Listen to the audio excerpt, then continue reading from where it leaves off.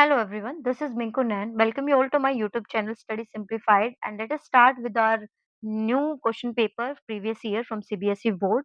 And इससे previous भी हमने बहुत सारे क्वेश्चन पेपर्स को कवर किया है चैप्टर वाइज। यहाँ पे हम कवर कर रहे हैं यहाँ पे पूरे सिलेबस को। तो अगर आपने प्रीवियस कोई भी वीडियो देखनी है तो उसका लिंक आपको चैनल के डिस्क्रिप्शन बॉक्स में मिल जाएगा, और आप जो है यहाँ पे विजिट भी कर सकते हैं चैनल को directly. So let us continue with this. Okay, so पहला क्वेश्चन यहाँ पे गिवन है, हमें डिसोल्यूशन हुआ है एक फर्म का और यहाँ पे एक अनरिकॉर्डेड एसेट मिलती है 15,000 की, जो एक पार्टनर रेडी है लेने के लिए फॉर 13,000। तो आपको बताना है कि पार्टनर के अकाउंट में कितना अमाउंट डेबिट होगा। ऑफ कोर्स जो पार्टनर 13,000 के लिए रेडी है तो अमाउंट में यहाँ पे 13,000 ही होगा। So, बहुत ही इजी क्वेश्चन गिवन है। नेक्स्ट क्वेश्चन देखिए, डिसोल्यूशन हुआ है पार्टनरशिप फर्म का, जहां पार्टनर है रमन हरी सुरेश। रियलाइजेशन एक्सपेंस बताए गए हैं 17,000 और डेटर को पे किया है 75,000 on behalf of firm. Remaining जो अमाउंट है वो यहाँ पे रिसीव हुआ है, remaining amount was received from him along with interest of 2,000 for delayed payment. Realization account will be dash by dash. देखिए पहले आप समझिए, यहाँ पे इन्होंने बोला कि जो एक फॉर्म है डिसोल्यूशन हुआ है इसका, यहाँ पे 3 लोग हैं, Raman Hari Suresh, okay. And realisation expense जो है एक डेटर ने पे किए थे 17,000, ठीक है? एक डेटर है हमारे पास 75,000 का, उसने यहाँ पे 17,000 रियलाइजेशन एक्सपेंस पे करने पड़े बिहाफ ऑफ फर्म। अब डेटर ने भले पेमेंट तो कर दी है, लेकिन पेमेंट तो हमें करनी थी ना, okay. So remaining amount was received from him along with interest of 2,000। और उसने क्या किया, उसने कहा कि जो 75,000, देखो डेटर कौन होता है पहले आप थोड़ा-सा क्लियर करो। डेटर वो पर्सन होता है जिससे हमें पैसे मिलने वाले हैं। अब हमें उससे मिलने वाले थे 75,000, उसने कहा यार एक काम करता हूँ ना, मैं आपके 17,000 रुपए एक्सपेंसेस मैं पे कर देता हूँ। तो इसका मतलब हमें उससे कितने पैसे मिलने चाहिए? हमें यहाँ पे उस पर्सन से मिलना चाहिए 6 और 1 5 58,000 मिलना चाहिए, ठीक है? और अभी हम उससे कह रहे हैं कि वो पर्सन रेडी है 2,000 रुपए और देने के लिए हमें, क्योंकि because as a delay payment हमने इंटरेस्ट चार्ज कर लिया है। तो 60,000 रुपीज़ ऑल टुगेदर हमें यहाँ पे मिलने वाले हैं। अब आप बताइए कि रियलाइजेशन अकाउंट ऐसे में डेबिट होना चाहिए या क्रेडिट? तो देखिए रियलाइजेशन के लिए आप नॉमिनल अकाउंट का रूल फॉलो करते हैं, and whenever there are income account has to be credited. तो आपका यहाँ पे करेक्ट ऑप्शन क्या रहेगा? Option number D is the correct option है। अकाउंट को क्रेडिट किया जाएगा 60,000 रुपीज़ से। अब आते हैं इसमें, देखिए 1 अप्रैल 2024 को राधा और मोहन की यहाँ पे फर्म है और शोड अ लोन ऑफ 10,000 जो कि मोहन ने ही फर्म को दिया हुआ है। राधा मोहन पार्टनर है और उनमें से मोहन के नाम पे यहाँ पे एक लोन है जो उसने फर्म को दिया हुआ है। फर्म डिसॉल्व हो रही है। Mohan loan will be discharge by crediting which of the following account? आपको मैंने बताया था प्रोसेस होता है डिसोल्यूशन का, उसमें जब भी कोई पार्टनर फर्म को लोन देता है तो उसका हमें रियलाइजेशन अकाउंट से कोई लेना-देना नहीं रखना। वो कभी भी रियलाइजेशन अकाउंट में ट्रांसफर नहीं होता। इसको प्लीज़ नोट डाउन करिएगा।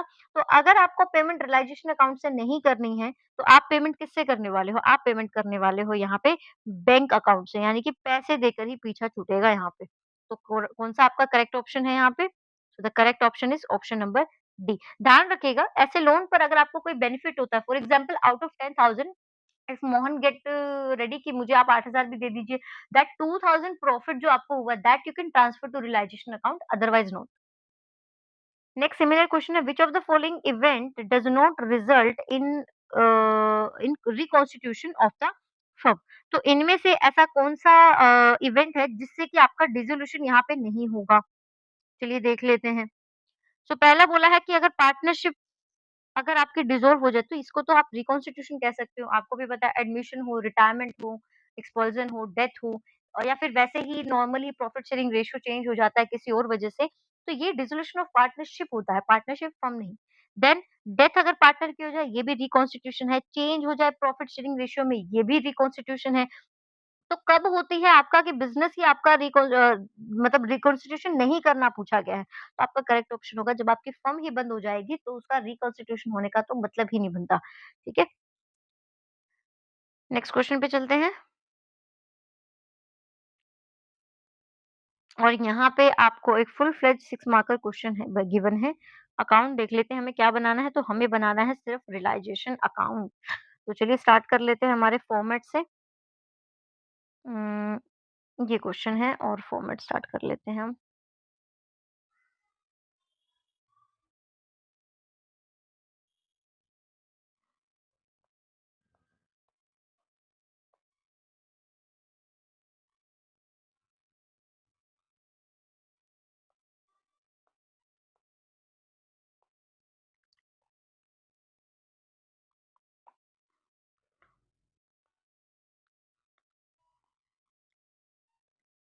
तो ये है हमारा रियलाइजेशन अकाउंट।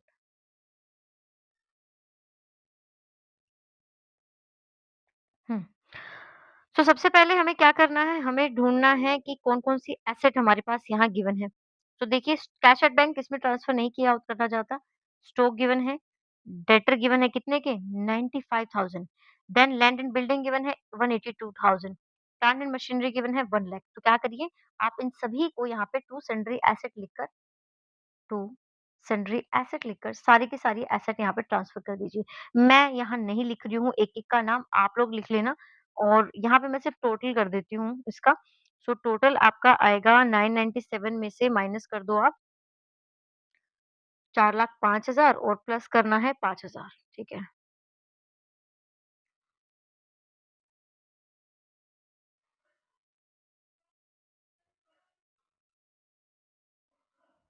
ओके सो ये आपका बनता है 597 सो यहाँ लिख देते हैं 597,000 चलिए लाइकवाइज़ हमें लायबिलिटी देखनी है, लायबिलिटी क्या-क्या गिवन है, क्रेडिटर गिवन है आउटस्टैंडिंग एक्सपेंस गिवन है, मिसेस माधव लोन है, ठीक है? उसका खुद का नहीं है।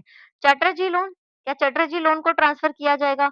मैम नहीं किया जाएगा, पार्टनर का लोन यहाँ ट्रांसफ़र नहीं किया जाता, क्योंकि उसकी सेटलमेंट ये तो घर का बंदा हुआ ना, ये कुछ ऐसा है कि घर के बंदों का लोन तो आप बाद में भी सेटल कर सकते हो। प्रॉब्लम आपको कहाँ से होती है? बाहर वालों से प्रॉब्लम होती है।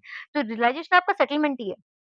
तो आप यहाँ पे लिखेंगे bye sundry liabilities. Sundry liabilities को मैं ऐसे नहीं छोड़ूँगी, मुझे एक-एक का नाम लिखना पड़ेगा। तो क्या-क्या है?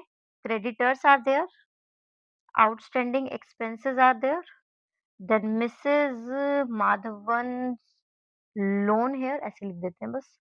ठीक है, अब अमाउंट इनके मेंशन कर देते हैं। 1,10,000 है, देन आपके पास 17,000 है, देन आपका 2 लाख है, राइट? तो ये आपका ऑल टुगेदर होगा कितना?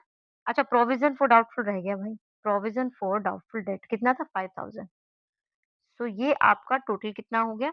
ये टोटल हो जाएगा आपका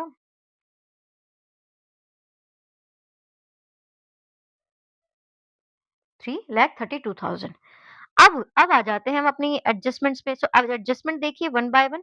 सबसे पहली एडजस्टमेंट रेशियो याद रखिएगा 212 है। चलो अभी तो कोई काम नहीं है रेशियो का। डेटर आपके फुल्ली ले लिए गए हैं क्रेडिटर्स ने और सेटलमेंट हो गया है, नो एंट्री।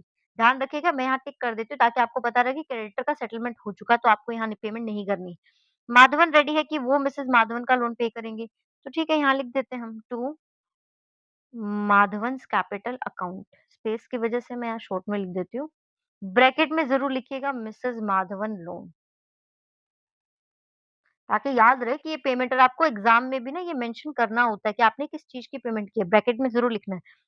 देन लिखा है कि 50% of the stock was taken over by Chatterjee at 10% less than book value और रिमेनिंग को हम बेच रहे हैं तो 20% प्रॉफिट पे। अब 50% निकालिए, पहले तो देखिए स्टॉक कितना है, स्टॉक गिवन था मैम 2,20,000 सो 2,20,000 गिवन है, 2,20,000 का हाफ क्या होता है? 50% बोला है ना, 1,10,000 ये जो 1,10,000 है इसको 90% या 10%? हाँ, मतलब 10% डिस्काउंट यानी कि 90% की वैल्यू पे ले रहे हैं तो 10% इसका होगा 9 यानी कि 99,000 और बाकी का हमें जो 110 है वो हमें बेचना है प्रॉफिट पे। तो इतना ही हम प्रॉफिट 20% गिवन है ना कि 10%। प्रॉफिट परसेंटेज कितना गेन है? 20% गिवन है तो ये हो जाएगा 22। सो 22,000 ऐड हो जाएँगे, तो ये आएगा 132,000 ये वाला लिया है चटर्जी ने और ये वाला हमें रियलाइज़ हुए हैं, तो बेचे हैं, ठीक है? रियलाइज़ हुआ है। तो आपकी एंट्री यहाँ जाएगी बाय बैंक, ब्रैकेट में लिख दीजिए स्टॉक।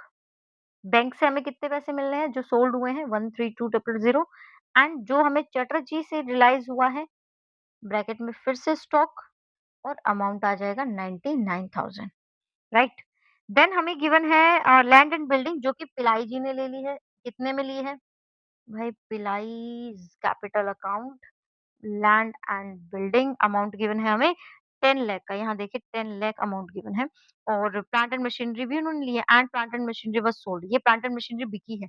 उसके लिए आपको बाय बैंक अकाउंट यूज़ करना होगा। प्लांट एंड मशीनरी अमाउंट लिख देते हैं 10 लाख और आपका 20,000 ये है। अब लास्ट बोला है कि रियलाइजेशन एक्सपेंसेस है 17,000 के, वो पे कर दीजिए। सो यहाँ आएगा टू बैंक अकाउंट ब्रैकेट में रियलाइजेशन एक्सपेंसेस कितने हैं? 17,000 है। अब आपको क्या करना है ना, अब आपको चेक करनी है कौन-कौन सी ऐसी लायबिलिटीज़ हैं जो अभी अनपेड हैं। आउटस्टैंडिंग एक्सपेंस ये हो चुका था, इसको अंडरलाइन करिए। पीएफडीडी को कोई बाहर का पैसा नहीं है, ये हमारा ही पैसा होता है जो हमने प्रोविज़न रिज़र्व क्रिएट किए होते हैं, इसकी पेमेंट की ज़रूरत नहीं, बट ये 17,000 आपका पेंडिंग है। तो जब भी ऐसी कोई लायबिलिटी आपकी हो जिसके रिगार्डिंग कोई एडजस्टमेंट नहीं गिवन हो, तो आपको अपनी तरफ से बैठकर यहाँ पे पेमेंट कर देनी है। बिकॉज़ लायबिलिटीज़ से आप you can't get rid of it, okay? ये मैंडेट पेमेंट्स होती हैं, आप इसको करनी ही पड़ेगी। तो ये हो गया है हमारा अकाउंट बन के तैयार। अभी बस आपको यहाँ दोनों साइड का करना है टोटल। टोटल 1 सेकंड मैं कर लेती हूँ, आपका टोटल ये आता है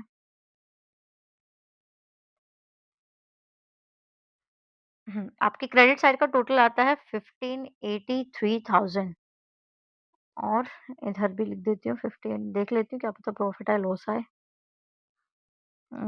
खैर प्रॉफ़िट ही आएगा, बहुत ज़्यादा गैप है। ये आपका प्रॉफ़िट आता है 752 ये आपका प्रॉफ़िट आता है।